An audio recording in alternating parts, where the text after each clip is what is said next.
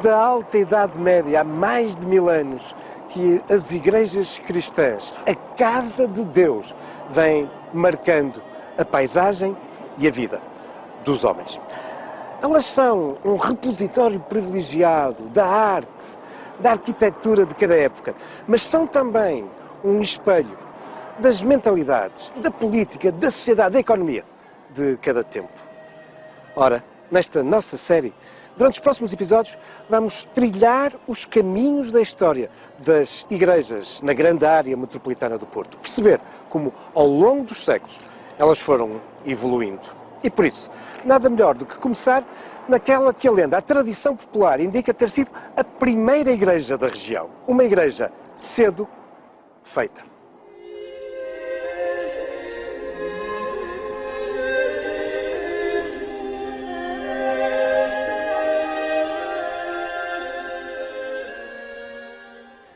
É de facto um belíssimo e antigo templo este, o de Sedufeita, mas não tão recuado quanto pretende a lenda, pelo menos aparentemente, já que hoje, quando contemplamos esta igreja, estamos a ver o resultado de uma profunda intervenção do estilo românico, já dos finais do século XII, primeira metade do século XIII.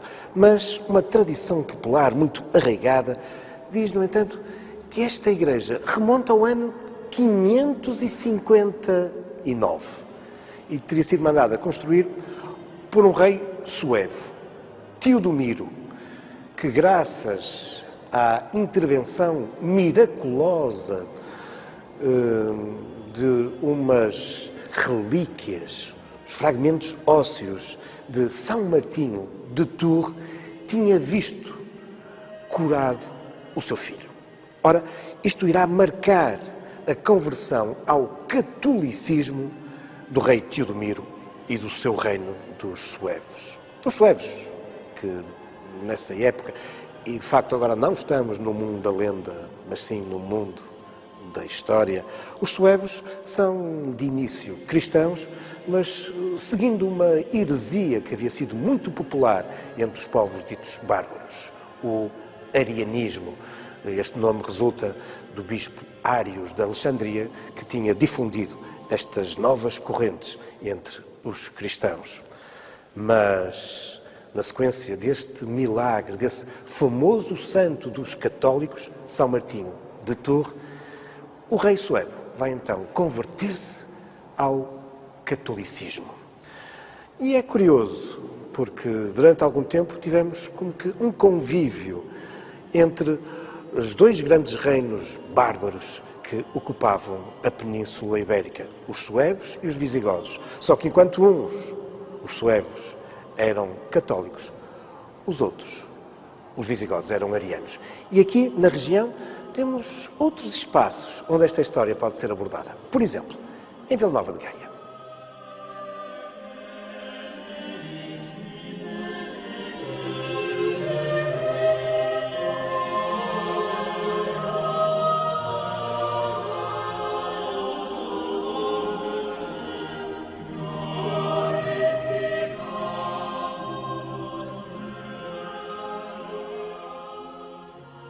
Encontramos-nos agora em Vila Nova de Gaia, no morro do Castelo de Gaia, em pleno coração histórico da cidade, na rua Viterba de Campos. E estamos no interior daquela que é uma das mais antigas igrejas da região do Grande Porto.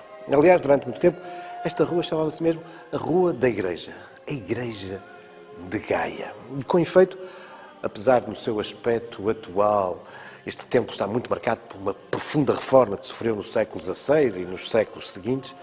A verdade é que os documentos históricos escritos e a arqueologia vieram provar que estamos perante uma igreja muito, muito antiga.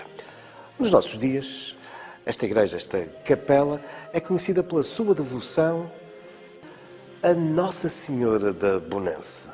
A imagem está aqui em lugar de destaque. Esta senhora a quem os marinheiros, os pescadores, os mariantes, que durante tantos séculos caracterizaram o povoamento deste antiquíssimo morro, se apegavam. a Nossa Senhora, a quem se pedia a bonança, a intervenção para aplacar as tempestades e as fúrias do mar. De resto, na sacristia podemos contemplar vários quadros naifes, populares, ex-votos que nos narram milagres, graças concedidas pela Nossa Senhora da Bonança. Mas aqui, no interior da igreja, logo na entrada, há uma outra imagem que se destaca. Nossa Senhora Liberata. Segundo a sua hagiografia, segundo a tradição, estamos perante aquela que é uma das primeiras mártires do cristianismo na Península Ibérica.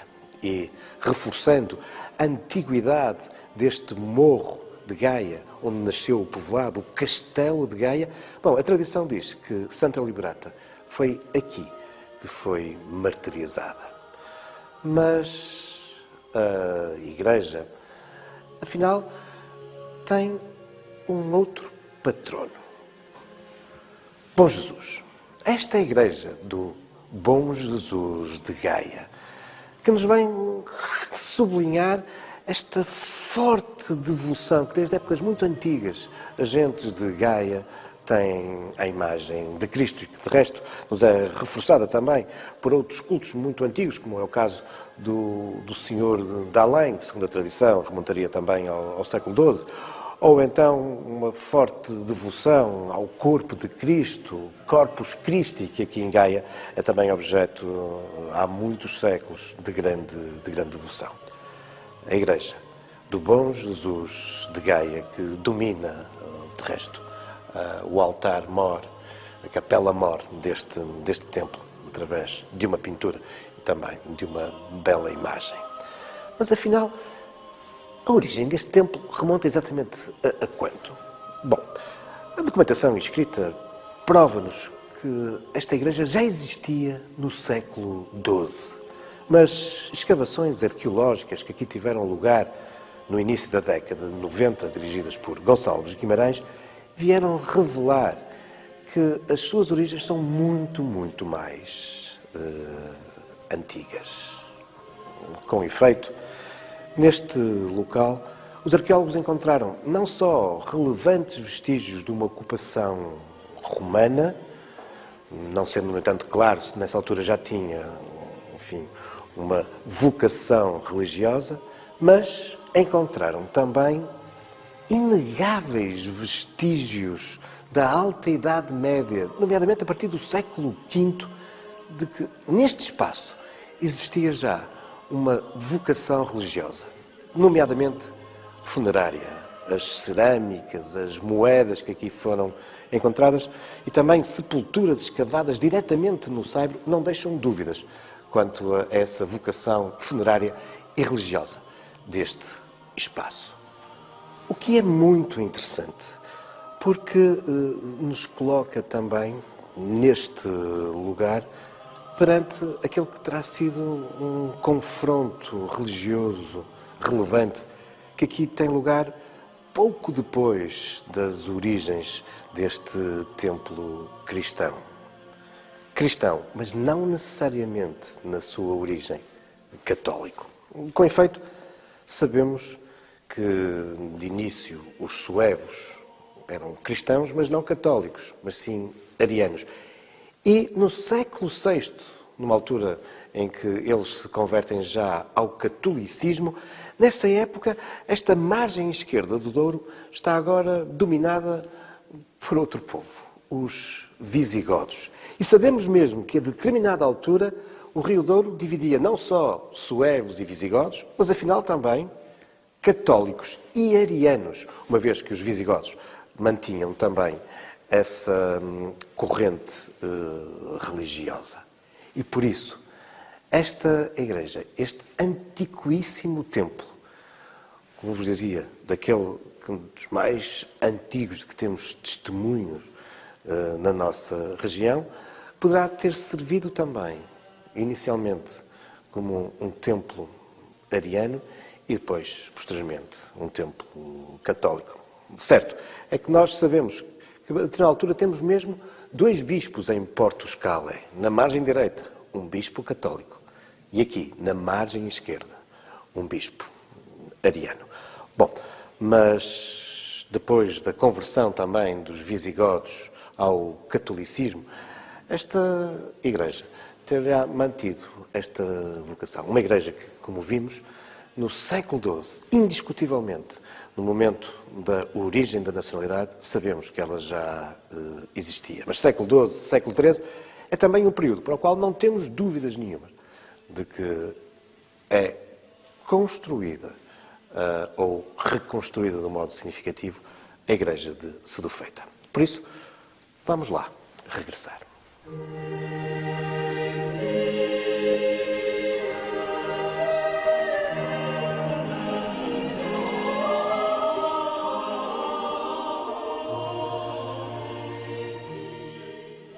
De facto, no seu aspecto atual, a igreja de Sedufeita, datada dos inícios do século XIII, está claramente associado ao estilo românico, esse estilo robusto, cujas linhas procuram imitar as da antiga arquitetura do mundo romano.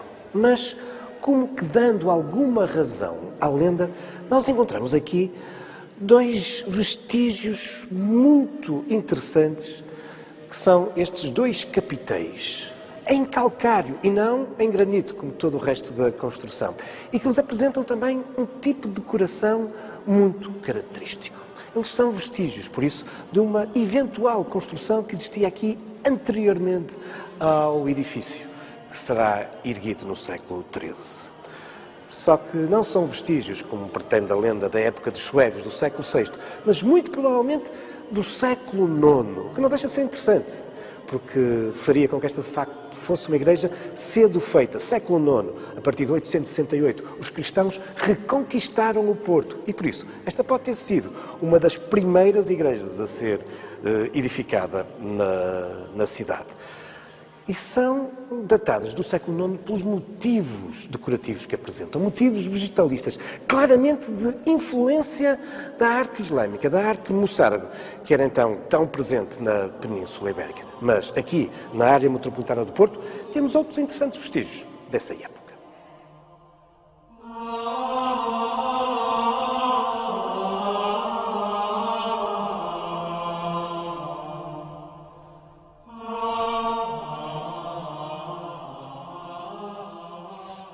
Encontramos-nos agora na bacia do Rio Ave, mais precisamente em São Pedro de Ratos, no concelho da Póvoa de Varzim.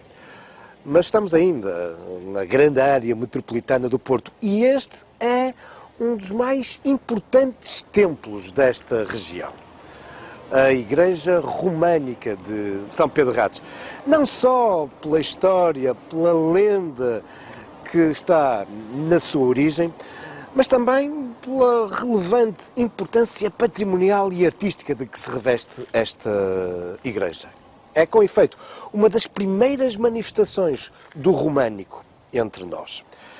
Este templo foi mandado construir também por uma personagem marcante nas origens da nacionalidade. Foi, com efeito, o Conde Dom Henrique, pai daquele que virá a ser o primeiro rei de Portugal, Afonso Henriques, que, juntamente com a sua esposa, Dona Teresa, mandou erguer esta igreja e o respectivo mosteiro, alguns entre o ano 1096 e o ano 1100. Um mosteiro que ele irá fazer ficar na dependência de um mosteiro francês, La Charité-sur-Loire, um mosteiro clunicense. Ora, é exatamente esta ordem, a Ordem de Cluny, que foi a responsável, uma das grandes responsáveis pela divulgação do românico no Ocidente medieval. Um senhor de origem francesa, uma igreja e um mosteiro dependente de um mosteiro francês, responsável pela divulgação do românico. Tudo se conjuga, de facto, para estarmos aqui perante aquela que é uma das pioneiras intervenções do românico. Não virá a ser o Reino de Portugal, mas porque é ainda uma obra primordial, pioneira do românico, não admira que também aqui em Ratos encontremos vestígios da fase anterior, do pré-românico. Vamos ao interior.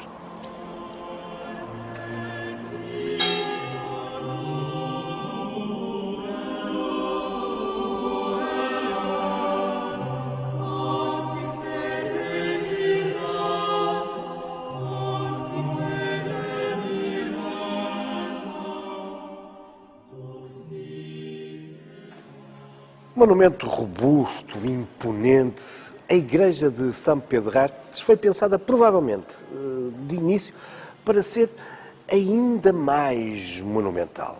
Pelo menos alguns vestígios, indícios, dão-nos essa pista. E um deles são estes dois arcos que podemos encontrar aqui logo na entrada da igreja.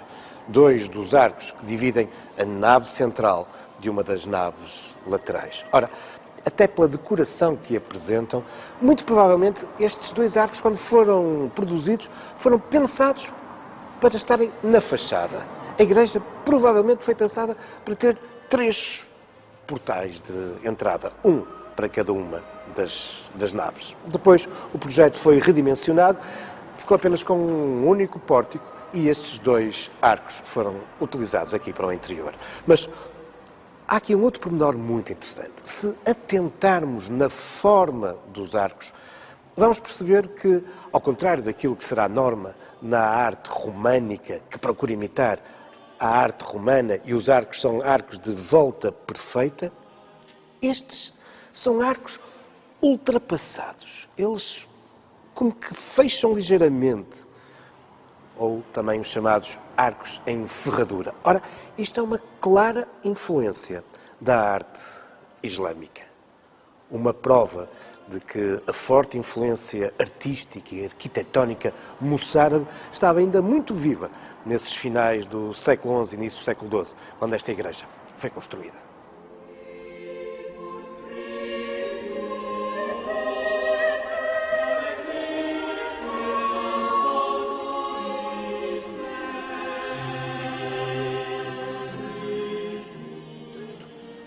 A construção deste templo nesses finais do século XI, a mando do conde Dom Henrique, em boa verdade, é uma reconstrução. Dom Henrique reconhece a importância deste sítio, tendo em conta a tradição, a história associada a este lugar e a um templo primitivo que aqui já existia. Aliás, muito recentemente, uma intervenção arqueológica que decorreu no átrio da igreja colocou à vista antigos muros desse antiquíssimo templo, que aliás estão marcados no pavimento que hoje podemos observar.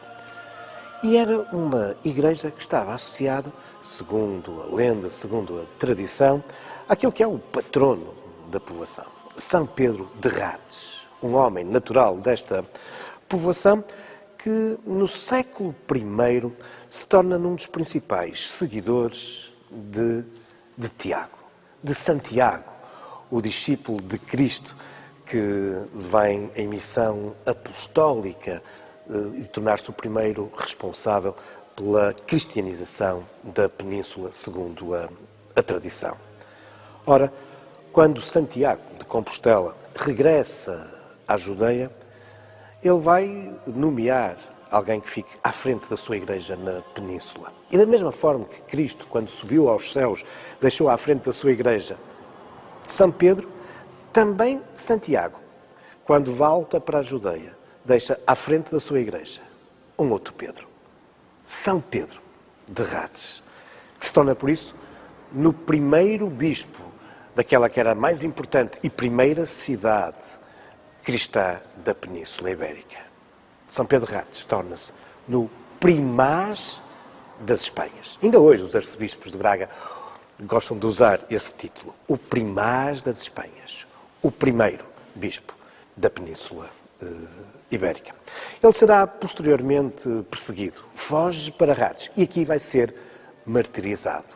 Mas o lugar da sua sepultura será recordado pelos cristãos, que aqui vão erguer então um templo primitivo, dos primeiros, segundo a lenda, dos primeiros templos cristãos na região. E é assim que nasce toda esta longa tradição em torno de São Pedro de Rastes. E por isso também não admira que aqui surja uma das primeiras igrejas românicas do nosso país.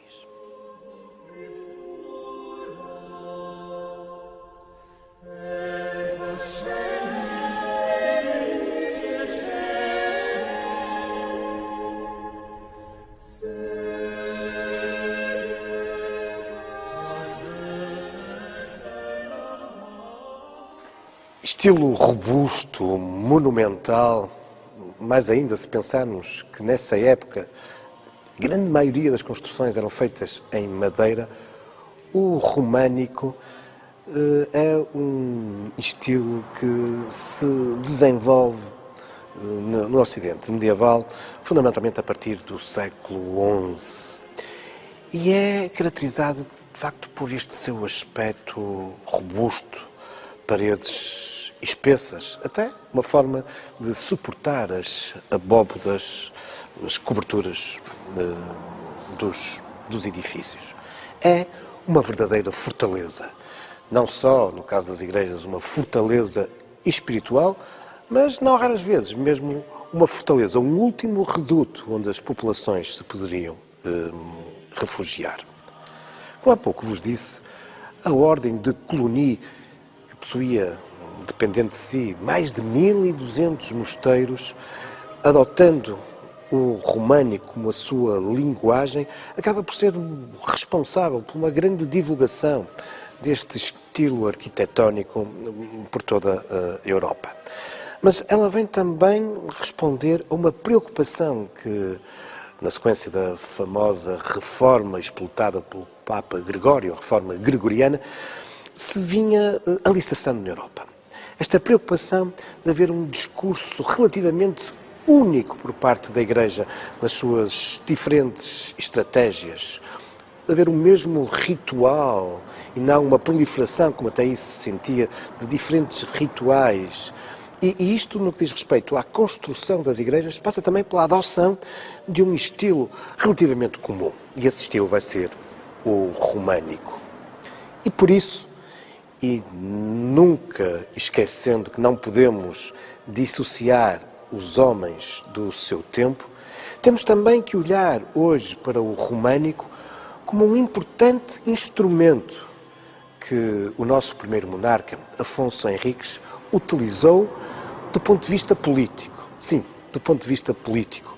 Porque Afonso Henriques sabia que o reconhecimento da independência deste reino, o de Portugal, só seria efetivamente válido, reconhecido pelo resto da cristandade, se fosse aceite pelo Papa.